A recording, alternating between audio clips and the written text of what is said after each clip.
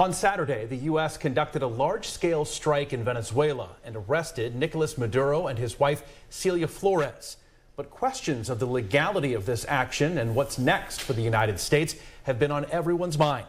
Retired Marine Colonel and Mahoning County Veterans Service Commission member Brian Kennedy joins me now to give a little more insight on this developing situation. Brian, thanks for coming in. Derek, it's good to see you. So the White House Chief of Staff gave an interview to Vanity, and he said if we were to authorize some activity on land, then it's war. We would need Congress. However, no congressional approval was, I guess, given for this strike. So was this action legal?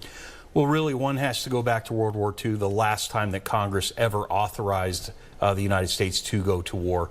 In fairness, in the wake of 9/11, there was an authorization for the use of force to go after the terrorists that conducted 9/11. There's some really large gray areas with this operation. First and foremost, the U.S. military, specifically our special operators, did a wonderful job, as one would expect. But really what we have to do is go back and ask ourselves, did we give the American people and did we give the world a valid case for regime change and ultimately running and what looks like colonization of Venezuela for the near term? What's been the reaction you've seen from the military? Well, the military, you know, there's an old saying, or it's a joke that we'd always say, is like, you know, we're a hammer, and every problem that we get involved in looks like a nail. So they're always keen to show off their skills, but when they really look at what they do and what they've done, they're just like anybody else. They're American citizens. They want to know sometimes, you know, what's the validity of this? Yep. What's the really long-term goal and grand strategy of what the United States is involved in right now? And I imagine there could be some concern for deployment.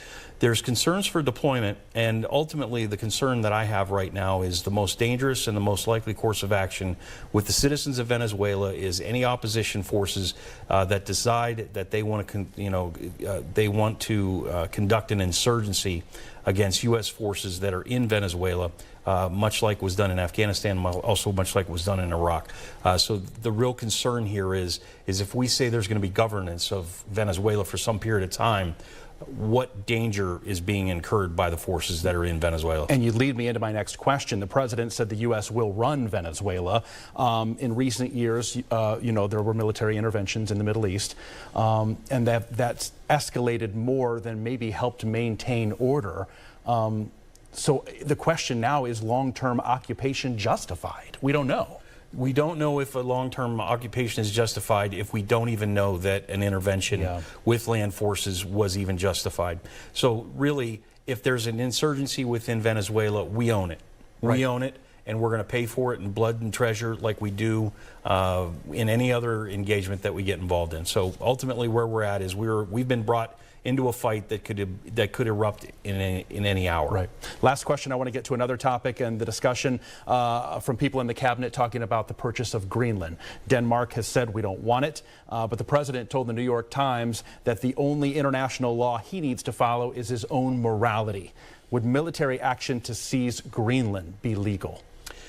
No, it would not. What would be done if the U.S. were to purchase and or seize Greenland, what they'd be trying to do is create an economic exclusion zone, which allows them 200 nautical miles away from the coastline of Greenland, which really ties in Canada, Greenland, and gives the United States the access to the closest point of land to the North Pole, which is strategic in nature because this very same tactic, this very same strategy is being used by China in the South China Sea.